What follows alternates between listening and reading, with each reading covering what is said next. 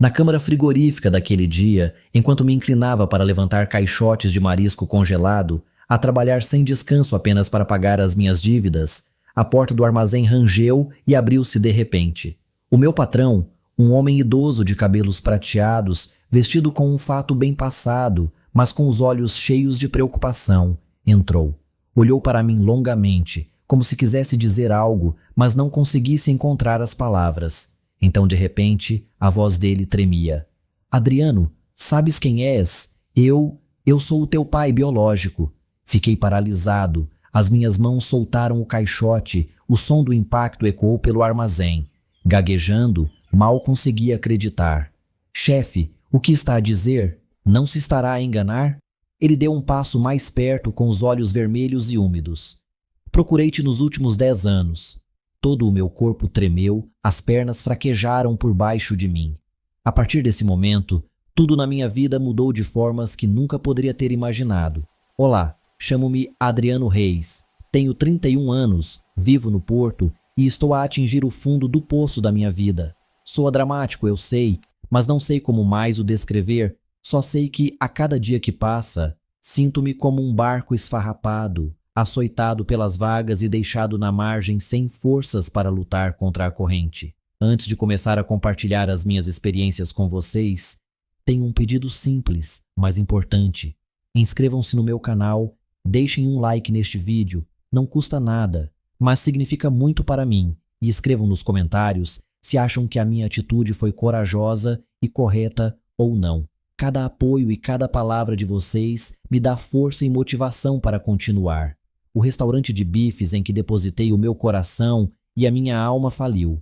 As dívidas, em euros, cercavam-me como sombras persistentes e a minha mulher, Isabela, pediu o divórcio, levando o nosso filho de 5 anos, o Tiago, e abandonando a casa que outrora foi o nosso lar.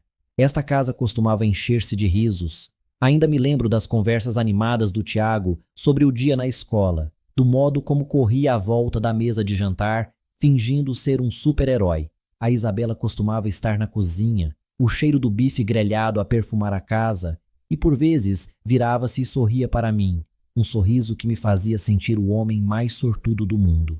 Mas agora tudo está em silêncio. A louça está empilhada no armário, por tocar. A sala está fria. A luz amarelada e tênue desenha sombras nas paredes vazias onde antes pendiam fotografias de família. Agora só restam pregos enferrujados. A Isabela levou tudo consigo, a felicidade e as memórias. Não a culpo. Honestamente, se eu fosse ela, provavelmente teria partido também. O meu restaurante estava a perder dinheiro. As dívidas ao banco acumulavam-se. E depois havia as discussões nocturnas quando eu chegava a casa cheirando a álcool, a murmurar pedidos de desculpa. Eu tentei. A sério que tentei. Mas os meus esforços eram como verter água num balde com um furo. Nada ficava retido. A Isabela dizia que estava cansada de carregar o peso de um marido que não parava de falhar. Adriano, tens de te salvar primeiro, dizia ela com a voz trêmula, os olhos vermelhos, antes de puxar a mala e sair pela porta. O Tiago agarrou-se à minha perna, a chorar, a perguntar: pai, vais brincar comigo? Eu acenei, mas a garganta apertava-me tanto que não consegui falar. Sabia que não merecia ser pai nem marido. Esta noite estou sentado numa velha poltrona, uma garrafa de uísque já pela metade. Lá fora o vento uiva na janela, traz o arrepio cortante do outono portuense. Olho para a garrafa, a luz do candeeiro reflete-se no vidro, como se estivesse a zombar de mim. Não sei quantos copos bebi, mas sei que não me ajudam a esquecer os meus problemas. Pelo contrário, o álcool torna tudo mais claro. Os meus erros, as minhas perdas e os conflitos infinitos entre mim e a minha mulher. Agarro no telemóvel e ligo aos meus pais, Duarte e Francisca. Sei que não são do tipo reconfortante, mas sinto-me tão só. Quando lhes conto do divórcio e da falência do restaurante, a minha mãe responde friamente: Adriano, mereces. Eu disse-te para não sonhares em abrir um restaurante. Agora envergonhas toda a minha família. O meu pai é ainda pior. Escarnece e diz: sempre foste um falhado bêbado. Típico. Não me digas que ligaste para chorar e implorar dinheiro. Não temos nada para ti. Desligo com as mãos a tremer, sentindo-me como se tivesse acabado de levar um chapéu. Os meus pais nunca foram uma fonte de apoio. Nunca. Desde pequeno, habituei-me a ser posto de lado, excluído de festas de aniversário, passeios de família e palavras de apreço. Enquanto a minha irmã Érica era tratada como uma princesa, eu era sempre a sombra tênue da casa. Dou mais um gole ao uísque, o sabor amargo desliza-me pela garganta e arrasta memórias de infância que tentei enterrar. Lembro-me de tardes passados sozinho no meu quarto, a ouvir as gargalhadas da minha família lá embaixo. Eles jogavam jogos de família, mas ninguém me chamava para participar. Uma vez fiquei à espreita pela fresta da porta da sala, vendo meu pai erguer a Érica nos braços, a minha mãe a afagar-lhe o cabelo, os dois radiantes. E eu recebia olhares frios quando, por acidente, ia a derramar um copo de água ou comentários do gênero: Adriano, és tão desajeitado. Ou, por que é que não pode ser mais como a tua irmã? Esforcei-me tanto para que me amassem, para ir bem na escola, para ser bom, mas nunca foi suficiente. Sempre fui a criança indesejada a que não pertencia. Cresci com fome de afeto, como uma árvore atrofiada privada de água. Desejava reconhecimento, amor, mas quanto mais me esforçava, mais me empurrava por caminhos difíceis. Abrir o restaurante foi o meu maior sonho. Queria provar aos meus pais, ao mundo, que não era um falhado. Pedi empréstimos, trabalhei dia e noite, verti suor e até sangue. Uma vez cortei a mão na cozinha, mas cerrei os dentes e continuei. Mas depois a economia entrou em crise. Os clientes rarearam e o restaurante colapsou. Perdi tudo. O meu sonho, a minha família e a mim próprio. Agora, sentado nesta casa vazia, sinto-me um estranho na minha própria vida. Olho ao espelho e vejo um homem cansado, com o cabelo despenteado e olheiras. Quem és tu, Adriano? Sussurro para mim mesmo.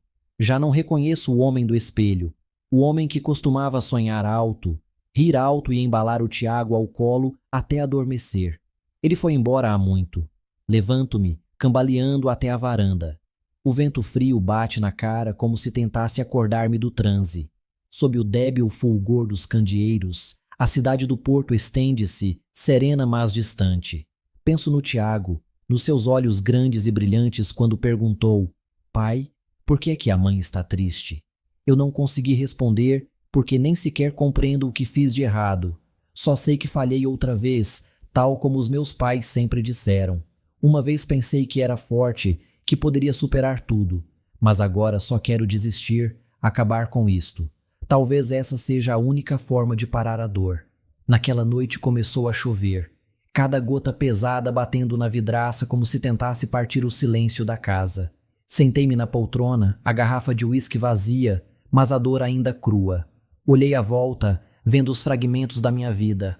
A fotografia de família retirada da parede, a cadeirinha do Tiago encostada numa esquina e a aliança que ainda usava, embora da Isabela já tivesse tirado a dela há muito. Levantei-me cambaleando e agarrei as chaves do carro. Não sabia para onde ia, só sabia que precisava de sair daquele lugar e pôr um fim a tudo. Conduzi pelas ruas familiares do porto, a chuva a fustigar o para-brisas, a apagar as luzes da rua. Não pus o rádio. Não queria ouvir nada além do som da chuva e do meu coração a disparar. Pensei no Tiago, nos seus olhos luminosos, e de repente dei por mim a parar em frente ao prédio onde a Isabela e o Tiago estavam a viver. Sentei-me no carro a olhar para o terceiro andar, onde uma luz dourada e cálida derramava-se pela janela. Pela chuva avistei a pequena silhueta do Tiago a correr pelo quarto, provavelmente a brincar com os seus brinquedos. A sua gargalhada ecoou na minha cabeça, embora fosse só imaginação. Sorri, um sorriso fraco e doloroso. Ao menos ainda és feliz. Sussurrei com a voz partida. Queria bater a porta para abraçar o Tiago mais uma vez, mas não tive coragem. Tinha medo de ver os olhos desiludidos da Isabela. Temia que o Tiago fizesse perguntas às quais eu não sabia responder. Afastei-me, liguei o motor e parti, deixando para trás aquela luz quente.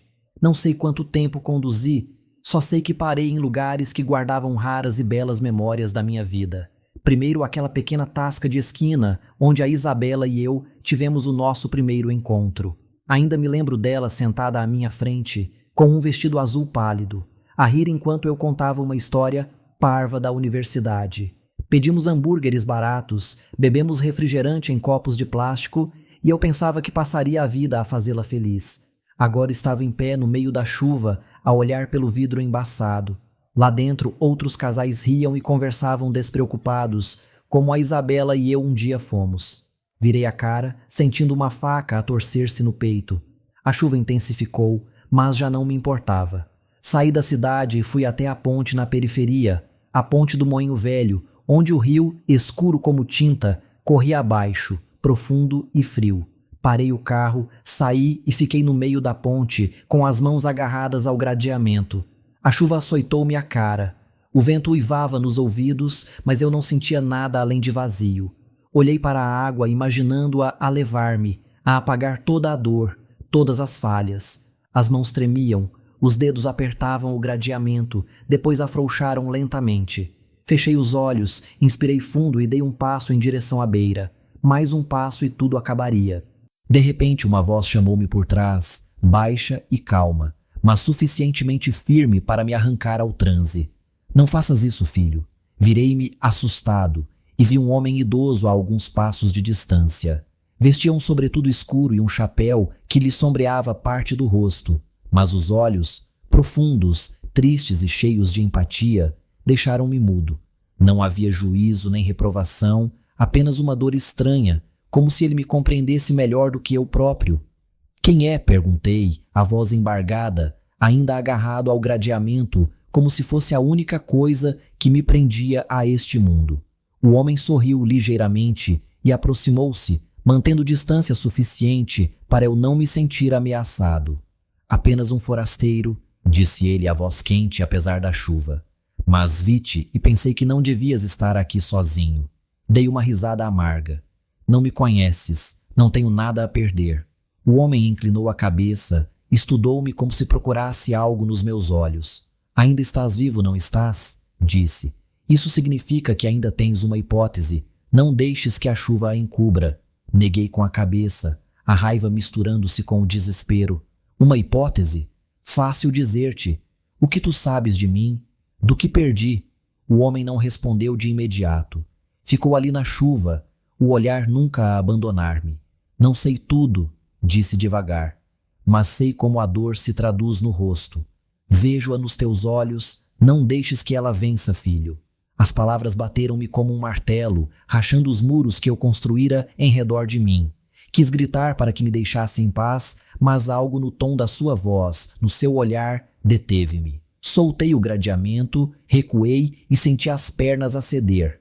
A chuva continuava a cair, mas pela primeira vez em dias senti um tênue brilho de luz, frágil como era. Vem comigo, disse o homem, a voz baixa e terna, apontando para a luz dourada de uma pequena pastelaria no fim da ponte. Um café só. Não tens de estar sozinho esta noite. Olhei para ele, um desconhecido na chuva, e por razões que não consegui explicar, acenei com a cabeça. Talvez porque já nada tinha a perder. Talvez porque naquele momento quis acreditar que ainda havia algo por que valesse a pena viver. Segui-o, os sapatos encharcados.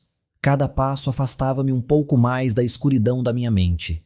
A pequena pastelaria estava recatada numa rua tranquila, a luz a vazar pelas janelas embaçadas como um oásis na tempestade.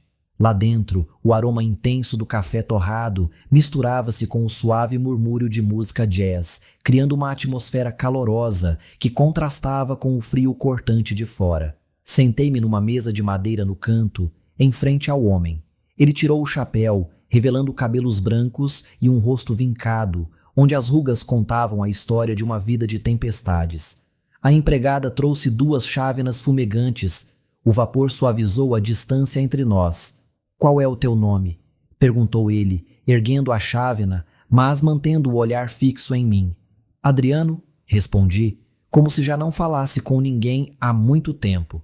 Adriano Reis, assenti. Sou o Gregório, disse ele simplesmente, ficando em silêncio por um momento, como se ponderasse algo. Não tens de me contar nada de Adriano, mas se estiveres disposto a ouvir, tenho uma história. Encolhi os ombros, incerto do que dizer. Não tinha a certeza de que quisesse ouvi-la, mas também não queria voltar para aquela casa fria e vazia, nem enfrentar os pensamentos sombrios que lá me aguardavam. Está bem, disse por fim e dei um gole ao café. O sabor amargo despertou-me os sentidos. Gregório começou a falar, a voz lenta e deliberada, como se cada palavra fosse escolhida com cuidado. Cresci na pobreza, numa terra a algumas centenas de quilômetros daqui.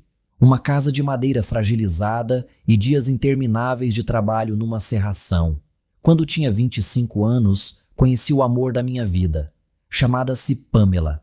Tinha um sorriso como o sol e pensei que, se a tivesse comigo, poderia vencer qualquer coisa. Fez uma pausa, o olhar perdido num lugar que eu não via. Fiquei em silêncio a ouvir, sentindo a sua história a puxar-me para fora de mim. Mas a vida não foi fácil, continuou. A Pamela ficou grávida e eu senti que podia voar de felicidade. Depois ela morreu durante o parto. Deixou-me apenas um menino. Dei-lhes um nome, já pouco importa qual. O que importa é que a perdi e tudo o que me restou foi aquele bebê. A voz tremeu e vi as mãos apertarem a chávena como quem tenta segurar algo que escapa. Um arrepio percorreu-me o corpo, não por frio, mas pela dor crua na sua voz. Era demasiado real, demasiado próxima do que eu próprio sentia.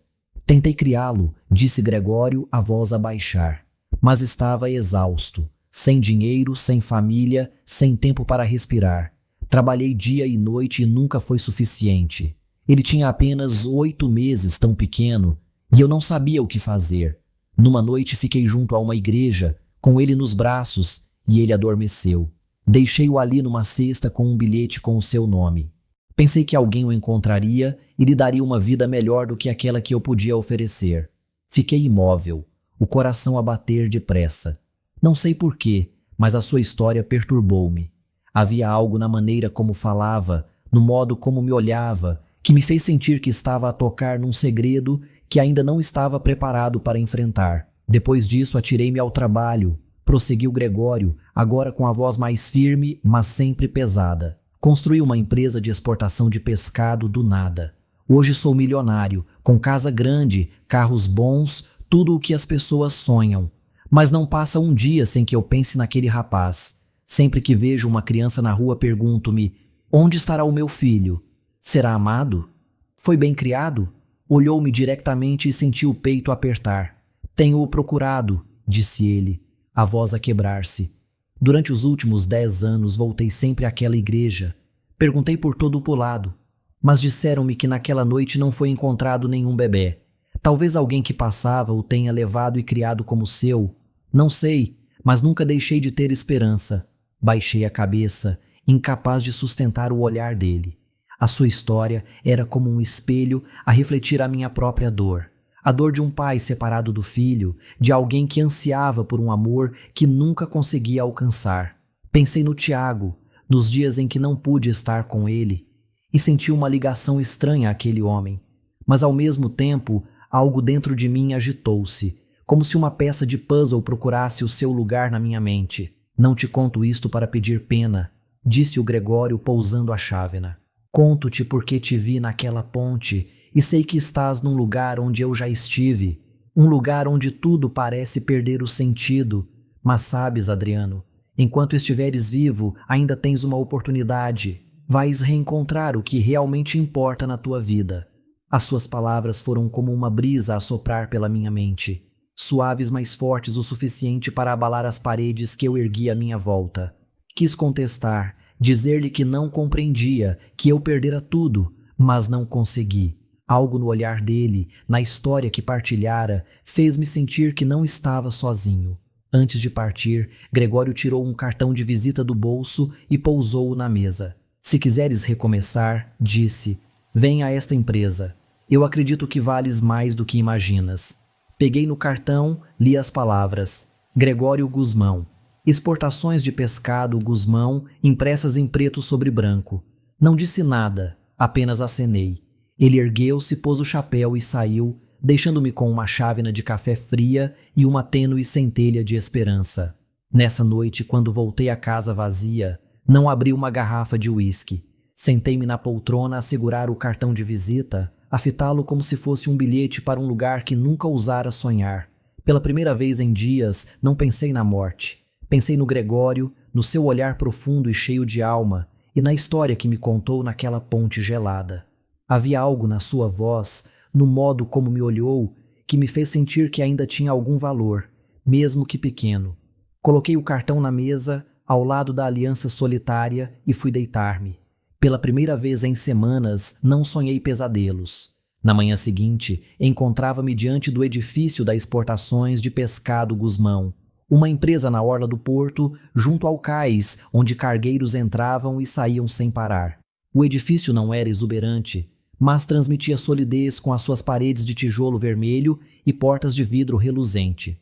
Vesti um fato gasto e disse a mim mesmo que aquilo era apenas uma oportunidade, não uma promessa. Não esperava muito, mas pelo menos queria tentar. Depois da entrevista, o Gregório arranjou-me um pequeno posto no armazém, lado a lado com estivadores e encarregados de inventário. O trabalho era pesado.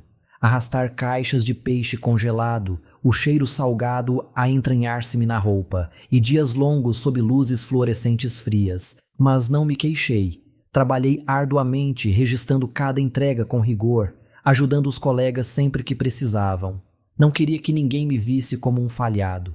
Cada gota de suor no chão do armazém era um lembrete de que eu ainda estava vivo, que ainda podia fazer alguma coisa. Poucas semanas depois, comecei a receber acenos de aprovação dos colegas. "Estás a ir muito bem, Adriano", disse-me o Miguel, dando-me uma palmada no ombro depois de o ajudar a descarregar uma carga pesada. "Continua assim e em breve estarás no escritório." Sorri, abanei a cabeça, mas por dentro senti um calor. Há tanto tempo que ninguém me elogiava.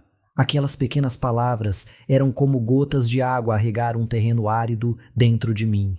O estranho era o Gregório. Ele aparecia no armazém com frequência, embora os trabalhadores dissessem que raramente descia até ali. Um homem como ele, milionário, dono da empresa, deveria estar num escritório climatizado a assinar contratos e reunir-se com parceiros.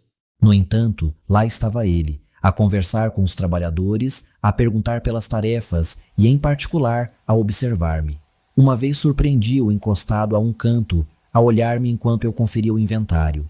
O olhar dele não era de supervisão. Era como se procurasse algo. Não compreendia, mas sempre que cruzava os seus olhos, sentia uma ligação estranha, como se visse em mim algo que eu não conseguia ver. Comecei a sentir que as exportações de pescado Guzmão era uma segunda casa. Ali ninguém sabia do meu passado falhado, do restaurante falido, do casamento destruído. Viam-me apenas como o Adriano, o homem trabalhador sempre pronto a ajudar. A cada dia recuperava um pedaço da confiança perdida. Já não era o derrotado sentado numa casa vazia com uma garrafa de uísque na mão. Era o Adriano Reis, alguém que tentava, passo a passo, erguer-se de novo. Gregório também se aproximava mais de mim. Chamava-me ao escritório, não para verificar o trabalho, mas para conversar. Perguntava pela minha vida, pelos sonhos que eu tivera. Falei-lhe do Tiago, de como adorava ouvir histórias de cavaleiros e dragões, do seu sorriso quando o empurrava no baloiço. Gregório ouvia, acenava e por vezes via nos seus olhos um lampejo de tristeza indescritível. "És um bom pai, Adriano", disse-me uma vez, com a voz firme mas terna. "Nunca deixes que alguém te faça acreditar no contrário." Essas palavras atingiram-me mais fundo do que esperava. Queria acreditar, mas as feridas do meu coração ainda estavam lá, a lembrar-me de que falhara com o Tiago, com a Isabela e comigo mesmo. Numa tarde em que o céu do porto estava estranhamente limpo, sem o frio cortante dos dias de chuva, estava no armazém a ajudar um grupo de colegas a descarregar uma remessa de salmão congelado. O esforço era duro, a camisa encharcada de suor. Por isso tirei o casaco, ficando apenas com uma camisola leve. Não liguei ao que me rodeava, focado em levantar cada caixa e empilhá-las direitas. O som das gargalhadas dos colegas enchia o ar, tornando o ambiente mais leve do que o habitual. Então ouvi passos familiares. Gregório.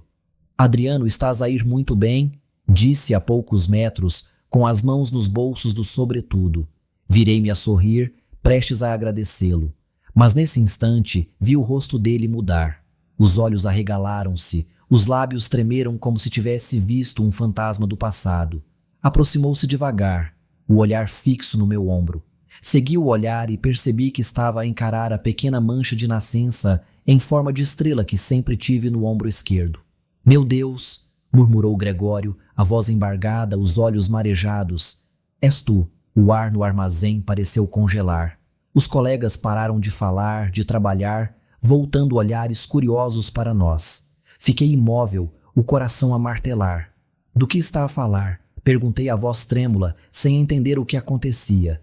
Gregório avançou, a mão a tremer enquanto se erguia em direção ao meu ombro, mas deteve-se, como se tivesse medo de me assustar.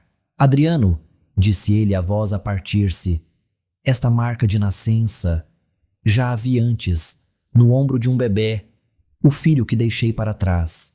Recuei, a mente em turbilhão. Não pode ser, murmurei, sentindo o chão desaparecer debaixo dos pés. Mas os olhos do Gregório, cheios de dor e esperança, mantiveram-me preso. Quis fugir, gritar que ele se enganava, que era apenas uma coincidência ridícula. Mas aquela marca em forma de estrela, a que nunca dei importância, agora pesava como uma acusação, um fio invisível a puxar-me para uma verdade que eu não estava preparado para encarar. Adriano, disse Gregório, com a voz trêmula ao aproximar-se mais, os olhos desfocados por lágrimas que lhe corriam pelo rosto vincado.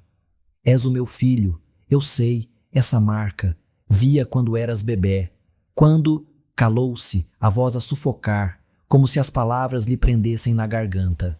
Quando te deixei para trás. O armazém mergulhou num silêncio sufocante. Os meus colegas, que minutos antes riam e conversavam, ficaram imóveis, os olhos misturados entre curiosidade e desconforto. A minha cabeça latejava, o coração batia como se fosse rebentar do peito. O quê? Do que é que está a falar? Balbuciei a voz vacilante. Os meus pais são o Duarte e a Francisca. Eles é que me criaram. Eu não sou seu filho. Mas mesmo ao dizer aquelas palavras, sabia que algo não batia certo. Memórias da infância voltaram com a nitidez de uma lâmina. Os olhares frios, as palavras cortantes, a distância. Sempre me senti deslocado, como uma peça de puzzle fora do lugar naquela família. Mas aceitar que eles não eram os meus verdadeiros pais, que aquele homem à minha frente, milionário dono de empresa, era o meu pai biológico, era demasiado para suportar. Gregório caiu de joelhos, sem se importar com o pó do chão nem com os olhares fixos à nossa volta. Cobriu o rosto, as lágrimas a escorrerem, a voz a arrebentar. Enganei-me, Adriano. Abandonei-te. É uma ferida que carreguei a vida toda. Achei que terias uma vida melhor, mas estava errado. Desculpa. Desculpa de verdade. Fiquei paralisado, como se o mundo se desfizesse à minha volta. Queria gritar-lhe, exigir por que razão me tinha deixado, por que razão me deixara crescer no desprezo e na solidão. Mas não consegui falar. A boca seca, o coração a doer com uma mistura estranha de dor e desejo. Desejo de acreditar que tinha afinal um pai verdadeiro, um pai que chorava por mim, a pedir perdão. Quero reparar o erro, disse Gregório erguendo-se. A voz trêmula, mas firme. Não espero que me perdoes já, mas deixa-me estar presente na tua vida, Adriano. Dá-me uma oportunidade. Abanei a cabeça, não em rejeição, mas porque não sabia o que fazer. A mente era um emaranhado. Precisava de respostas, não dele, mas das pessoas que me criaram, Duarte e Francisca. Precisava de saber a verdade, compreender por que me tinham tratado como um fardo durante 31 anos. Tenho de ir, disse eu, a voz tensa. Preciso de falar com os meus pais. Gregório acenou, os olhos cheios de preocupação, mas também de determinação. Vou contigo se me deixares. Olhei para ele, este homem que até há pouco era apenas o meu patrão, um estranho bondoso. Agora era uma peça de um passado que eu nunca conhecera. Acabei por acenar. Talvez só precisasse de alguém ao meu lado, nem que fosse para enfrentar a tempestade. Nessa tarde, conduzi até a velha casa nos subúrbios do Porto, onde crescera com o Duarte, a Francisca e a minha irmã Érica. Gregório seguia no banco do passageiro, em silêncio durante toda a viagem, mas sentia a tensão em cada respiração. A casa surgiu diante de mim tal como a deixara. Telhas gastas, vedação de madeira a ranger, relvado irregular coberto de ervas daninhas. Nunca fora um lugar quente, mas agora parecia ainda mais frio, uma sombra do meu passado. Toquei a porta, o coração a disparar. A Francisca abriu, o rosto endureceu, os olhos frios percorreram-me. Adriano, disse ela sem emoção, o que estás aqui a fazer? Depois olhou por cima do meu ombro, viu o Gregório e franziu o sobrolho. E este quem é? Não respondi, empurrando a porta para entrar. Gregório seguiu-me em silêncio. O Duarte estava na poltrona, a luz intermitente da televisão a iluminar-lhe o rosto. Olhou-me de lado, os lábios a retorcer-se num sorriso trocista. Ah, o filho pródigo voltou para pedir dinheiro. Mantive-me firme, os olhos fixos nos deles, a voz fria, mas carregada de anos de dor. Não vim por dinheiro, vim pela verdade. Por que é que sempre me trataram como indesejado? Por que nunca me senti amado como a Érica? Por que nunca me senti vosso filho? Francisca soltou uma gargalhada de desprezo, cruzou os braços, os olhos afiados. Sempre tão dramático, Adriano. O que queres? Um pedido de desculpas por seres um falhado? Criamo-te, isso basta. Duarte acenou a acrescentar num tom sarcástico. Está sempre a arranjar problemas. Não finjas que não te demos o suficiente. Cerrei os punhos, a raiva a incendiar-se dentro de mim. Mas antes que pudesse responder, Gregório avançou, a postura ereta, os olhos a arder. Basta, bradou, a voz a ecoar com autoridade. Sou o Gregório Guzmão, pai biológico do Adriano. Deixei-o na porta de uma igreja há 31 anos. Sei que foram vocês que o levaram. Não neguem, digam a verdade. O ar na sala pareceu desaparecer, pesado, sufocante. Francisca estremeceu, os olhos a arregalar-se, as mãos trêmulas a agarrar-se à borda da mesa como se precisasse de apoio. O quê? O que está a dizer? Balbuciou, a voz estridente de choque, mas desviando o olhar de mim como quem esconde algo. Duarte saltou da poltrona, o rosto pálido a ficar vermelho, o dedo ao apontar ao Gregório, a voz trêmula de pânico. Que disparate é este? Não pode entrar aqui a dizer loucuras dessas. Mas a voz falhava-lhe, os olhos fugiam, nervosos, como quem tenta tapar um segredo exposto. Admitam, gritei, a voz a quebrar-se numa mistura de dor e raiva. Eu não sou vosso verdadeiro filho, sou? Digam-me, preciso de ouvir a verdade da vossa boca. Francisca virou o rosto, os lábios cerrados, mas Duarte, após um longo silêncio opressivo, soltou um suspiro pesado, como se o peso da verdade o esmagasse. Muito bem, disse, a voz fria, sem arrependimento. Encontramo-te na igreja, um bebê que ninguém queria, deixado numa cesta rota com um bilhete com o teu nome. Levamo-te, criamo-te, mas sempre foste um fardo. Não és do nosso sangue, por isso não esperes que te amássemos como a Érica. As palavras atingiram-me como um murro no peito. Suspeitara, preparara-me, mas ouvir a verdade nua e crua deixou-me a cambalear. Olhei para o Gregório e vi-o baixar a cabeça, os ombros a tremer de raiva e arrependimento. Vocês, disse ele a voz embargada, tiveram a oportunidade de amar o meu filho, mas escolheram tratá-lo assim. A culpa é minha, mas vocês também são culpados. Não aguentei mais. Virei-me e saí da casa, incapaz de ouvir mais uma palavra. Gregório correu atrás de mim, chamou-me. Adriano, espera. Pousou a mão no meu ombro, os olhos cheios de dor. Não tens de enfrentar isto sozinho. A partir de agora, estarei contigo. Olhei para ele, o homem que era o meu verdadeiro pai, aquele que me abandonara, mas agora implorava por uma oportunidade. Preciso de tempo, disse eu, a voz a partir-se. Preciso de pensar.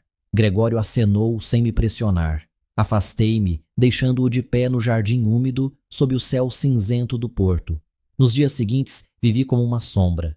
Continuava a trabalhar nas exportações de pescado Guzmão, a verificar inventários, a rir e a conversar com os colegas. Mas a mente estava longe. Gregório deu-me espaço, tempo para decidir. Cada noite sentava-me na casa vazia a perguntar a mim mesmo: poderia perdoar? Poderia aceitar o homem que me abandonara, deixando-me crescer sob o desprezo do Duarte e da Francisca?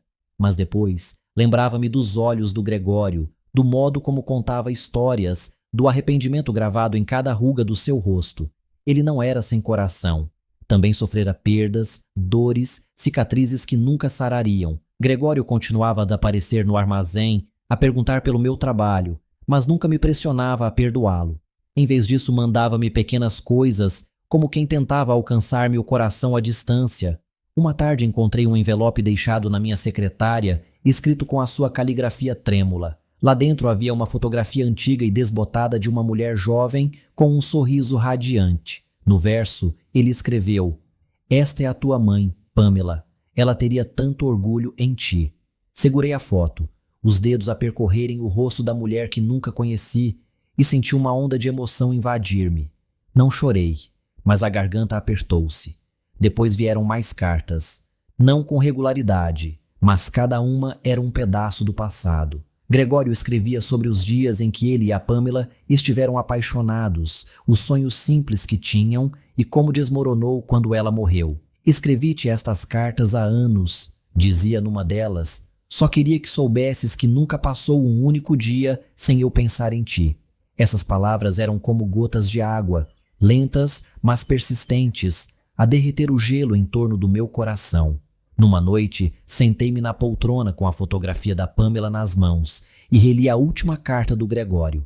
Ele descrevia a noite em que me deixara à porta da igreja, como ficara nas sombras, a chorar como uma criança, mas convencido de que era a melhor escolha para mim. "Enganei-me", escreveu ele, "mas nunca deixei de te amar." Dobrei a carta, as lágrimas a escorrerem-me pelas faces. Pela primeira vez, percebi que ele não era apenas o homem que me abandonara. Era também um pai que perdera o filho, um homem a carregar uma dor tão grande quanto a minha. Levantei-me, agarrei as chaves do carro e conduzi até a casa dele. Era uma moradia ampla nos subúrbios, sombreada por carvalhos, as janelas iluminadas como faróis. Toquei a porta, o coração a disparar, sem saber o que iria dizer. O Gregório abriu, de camisa simples, os olhos cheios de surpresa e esperança. "Adriano", disse, a voz a tremer. "Vieste." Não o deixei continuar. Avancei, olhei-o nos olhos e murmurei: "Pai." Apenas uma palavra, mas carregada de uma vida inteira de tormentos, feridas e esperança.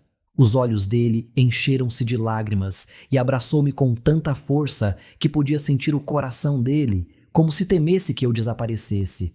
"Meu filho", sussurrou, a voz embargada. "Obrigado. Obrigado por me dares uma oportunidade." Ficamos ali, dois homens separados por 31 anos, agora unidos por um laço frágil, mas resistente. Não disse mais nada, mas naquele instante soube que o tinha perdoado. Não por ter esquecido a dor, mas porque queria libertar-me dela. A partir daí, a minha vida ganhou uma nova página. Gregório apresentou-me a todos na empresa, não apenas como funcionário, mas como seu filho, o futuro herdeiro das exportações de Pescado Guzmão.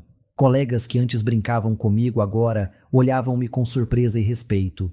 Já não era o Adriano Reis, o falhado do restaurante falido. Era Adriano Guzmão, o homem em quem o pai confiava a erguer-se das cinzas. Gregório apoiava-me não só no trabalho, mas também no espírito. Ensinou-me a gerir a empresa, a negociar com parceiros, mas mais importante, ensinou-me a acreditar em mim mesmo.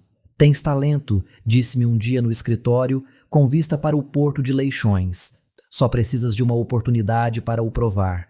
Essas palavras foram como uma chama a aquecer-me nos dias mais frios. Comecei a participar nos grandes projetos da empresa, desde a expansão de mercados até a melhoria dos processos de produção.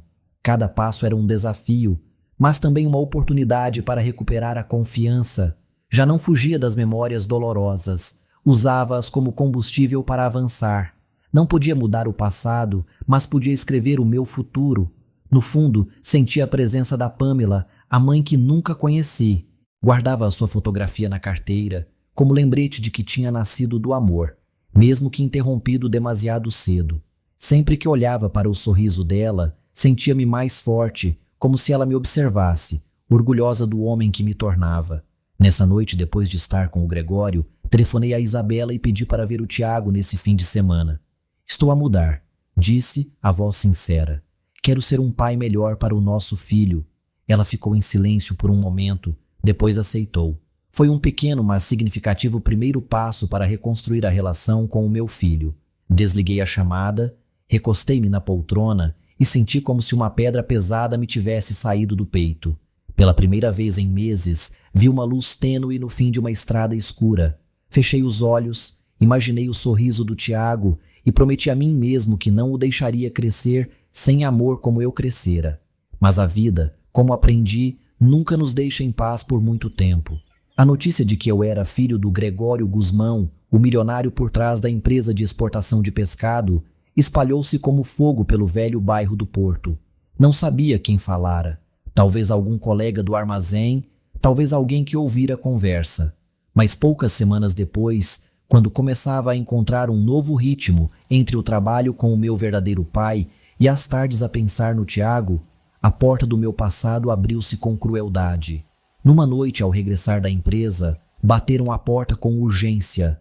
Abri e encontrei a Francisca e o Duarte, as pessoas que outrora chamara de pais, que me criaram mas nunca me amaram. A Francisca trazia o velho casaco gasto, os olhos a brilhar com uma mistura de embaraço e ganância.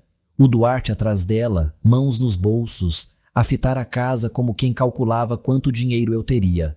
Adriano, disse a Francisca, a voz falsamente doce, num tom que nunca lhe ouvira. Podemos entrar? Precisamos de falar. Agarrei a maçaneta com força, uma enxurrada de memórias dolorosas a atravessar-me, mas acenei e deixei-os entrar. Sentaram-se no sofá, ela a remexer nas mãos, ele a pigarrear desconfortável. Fiquei de pé em frente, braços cruzados à espera. Ouvimos falar da tua situação, começou a Francisca cautelosa. Sobre o senhor Guzmão, sobre seres filho dele. É incrível, Adriano. Estamos felizes por ti. Felizes? Soltei uma risada amarga, a voz encharcada de ressentimento. Felizes por eu ter encontrado o meu verdadeiro pai? Ou felizes porque acham que agora sou rico? O Duarte franziu o sobrolho, o rosto a contorcer-se. Não fales assim com a tua mãe, rosnou, mas já sem a confiança de antes. Criamo-te, Adriano. Sem nós tinhas morrido à fome na rua. O sangue subiu-me à cabeça, mas contive-me. Criaram-me. Chamam criar a zombaria, a exclusão, a fazer-me sentir um peso? Nunca me fizeram sentir vosso filho. A Francisca começou a chorar, mas sabia que não eram lágrimas de arrependimento. Limpou os olhos, a voz a tremer. Adriano, estamos velhos. Ninguém cuida de nós. A Érica está ocupada com a família dela e nós não temos nada. Tu és agora filho de um milionário. Não nos podes ajudar? Afinal, criamo-te. Isso vale alguma coisa, não? As palavras cortaram-me como facas, mas não por dor, por raiva. Raiva da desfaçatez deles, por ousarem usar o passado para me manipular. Lembrei-me das noites passadas sozinho, a ouvir as gargalhadas deles com a Érica, dos ralhetes por entornar um copo de água, dos aniversários sem bolo, sem presentes, sem sequer um abraço. Vale alguma coisa? O que me deram foram cicatrizes que nunca sararão. Antes que pudesse responder, a campainha tocou novamente, urgente, cortando a tensão sufocante. Franzesi o sobrolho. Fui abrir, o coração pesado com um mau pressentimento. Gregório estava à porta, o rosto marcado pela preocupação, os olhos atentos a passarem por cima do meu ombro, vendo a Francisca e o Duarte imóveis no sofá. Usava ainda o sobretudo escuro, as mãos cerradas como quem correra para chegar ali. Adriano, disse, a voz baixa, mas firme. Soube que eles estavam aqui. Não podia deixar-te enfrentá-los sozinho. Quero estar contigo se precisares. A presença dele fez a Francisca empalidecer e o Duarte saltar de pé, a apontar-lhe o dedo, a voz trêmula de raiva e confusão. Tu és o que abandonou este rapaz e agora apareces armado em pai perfeito? Que piada! Mas o olhar gélido e autoritário do Gregório silenciou.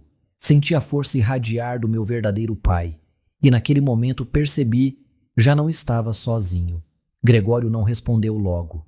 Entrou, colocou-se ao meu lado e pousou a mão no meu ombro. Um gesto firme, como quem dizia que eu não estava mais sozinho.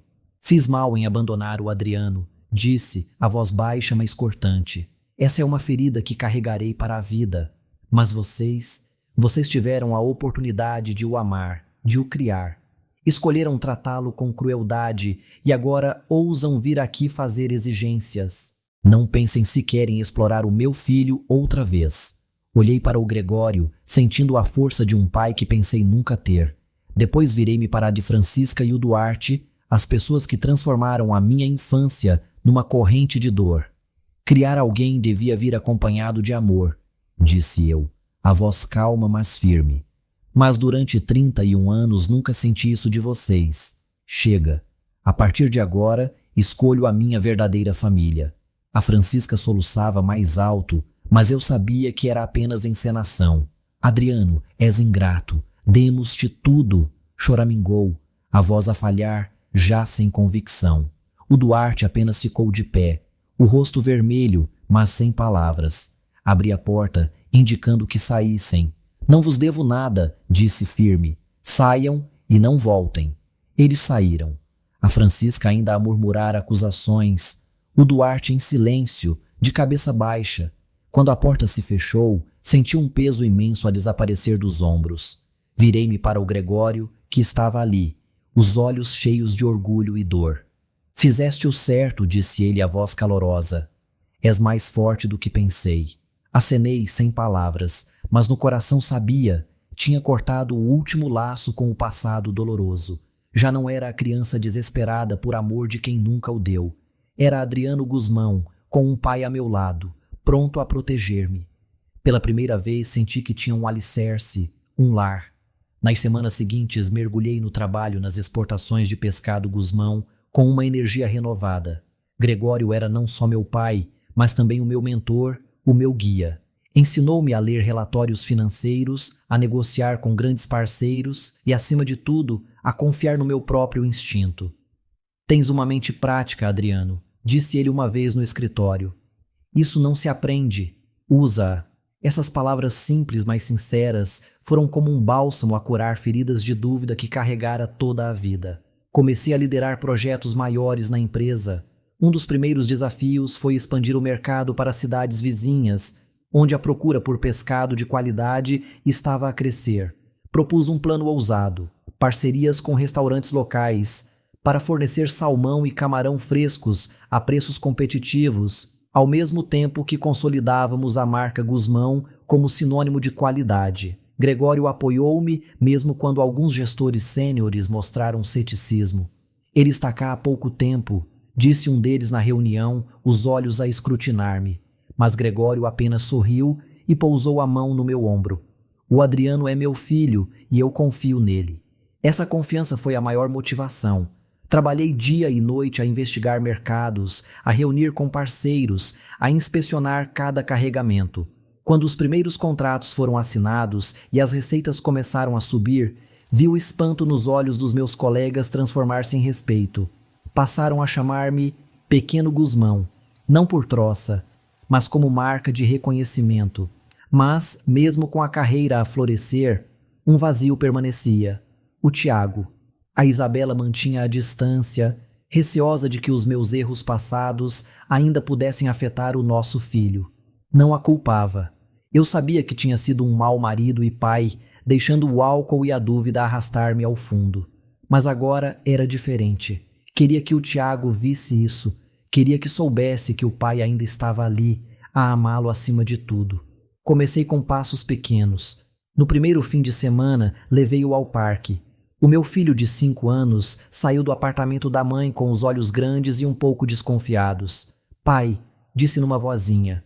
A mãe disse que estás a trabalhar noutro sítio. Assenti sorrindo, a esconder a onda de emoção no peito. Sim, agora trabalho numa empresa grande, mas hoje só quero estar contigo. Passeamos pelo parque, as sombras dos carvalhos a brincar no chão, os pássaros a cantar entre as gargalhadas das crianças. Empurrei o Tiago no baloiço, ouvindo-o rir mais alto a cada impulso. Mais rápido, pai, gritou, e eu ri, sentindo o coração derreter. Mais tarde sentamo-nos num banco a comer gelados de baunilha e contei-lhe a história do cavaleiro e do dragão que ele tanto gostava. Os olhos dele brilhavam, mas ainda sentia uma parede invisível entre nós. Consequência dos meses em que não estive presente. Mantive a paciência. Todos os fins de semana levava-o a passear sem o pressionar a falar do que não queria. Visitamos uma livraria infantil, onde lhe comprei uma banda desenhada de super-heróis. Fomos a uma hamburgueria onde eu costumava ir com a Isabela nos primeiros encontros. Não falava de dinheiro, nem da empresa, nem da nova vida. Só queria que o Tiago sentisse que o pai ainda estava ali, a amá-lo apesar de tudo. Ao início, ele estava tímido, calado, desviando o olhar, mas pouco a pouco foi se abrindo. Numa tarde, enquanto atirávamos pedras ao Rio Douro, o Tiago agarrou de repente a minha mão. Pai, disse ele, a voz pequena mais clara, tive saudades tuas. Virei-me para ele, vi os seus grandes olhos já sem medo, cheios de confiança. Abracei-o com força, lágrimas a correr-me. Também tive saudades tuas, Tiago, sussurrei. Nunca mais te deixo. Esse momento foi como um remédio a sarar todas as feridas por dentro. Sabia que ainda tinha um longo caminho para reconstruir a confiança com o Tiago e a Isabela. Mas estava pronto. Já não era o homem quebrado e inseguro de antes. Gregório via tudo à distância. Uma vez, quando levava o Tiago ao parque, o telemóvel vibrou. Era uma mensagem dele. Estás a ir bem, Adriano. Não te reencontrei apenas. Estou a ver-te tornar-te no pai que eu nunca tive a oportunidade de ser. Tenho orgulho em ti. Ao ler aquilo, o peito apertou-me. Essas palavras foram direto ao lugar dentro de mim que sempre ansiara validação. Olhei para o Tiago, a rir debaixo dos carvalhos, os olhos a desfocar-se com lágrimas, mas os lábios a curvarem-se num sorriso. Pela primeira vez respondi sem esforço, sem hesitação. Obrigado, pai. Mesmo através de palavras num ecrã, sabia que nos tínhamos reencontrado pelo amor e pelo perdão. Nessa noite voltei a casa com a fotografia da Pamela na mão e acariciei o seu sorriso. Sabia que ela estava a ver-me e esperava que se sentisse orgulhosa. A minha vida, outrora em ruínas, reconstruía-se dia após dia, momento a momento. Já não fugia do passado, usava-o como alicerce para seguir em frente. Com o Tiago ao meu lado, o Gregório por detrás e a certeza de que eu era digno de amor, nos meses seguintes, continuei a construir a carreira nas exportações de pescado Gusmão. Com o apoio do Gregório, liderei a expansão da empresa para novos mercados, de Lisboa ao Porto, do Porto a Vigo. E o nome Gusmão começou a ser reconhecido como símbolo de qualidade e confiança. Parceiros procuravam-me, não apenas por ser filho do Gregório, mas porque viam a minha dedicação e pensamento firme. Cada contrato assinado, cada projeto bem-sucedido era um tijolo na fundação do novo eu. Adriano Gusmão, um homem já não definido pelos fracassos ou pelo desprezo do passado. Mas o sucesso no trabalho não era o que mais me preenchia. Os momentos mais preciosos eram aqueles que passava com o Tiago. Todos os fins de semana saíamos juntos e, pouco a pouco, o muro entre nós foi desmoronando. Levava-o ao parque para atirarmos pedrinhas ao rio, ríamos ao ver as ondas cintilantes. Lia-lhe histórias, fazendo a voz do dragão das suas fábulas preferidas, e cada vez que ouvia a sua gargalhada, sentia o meu coração sarar um pouco mais. A Isabela também começou a amolecer.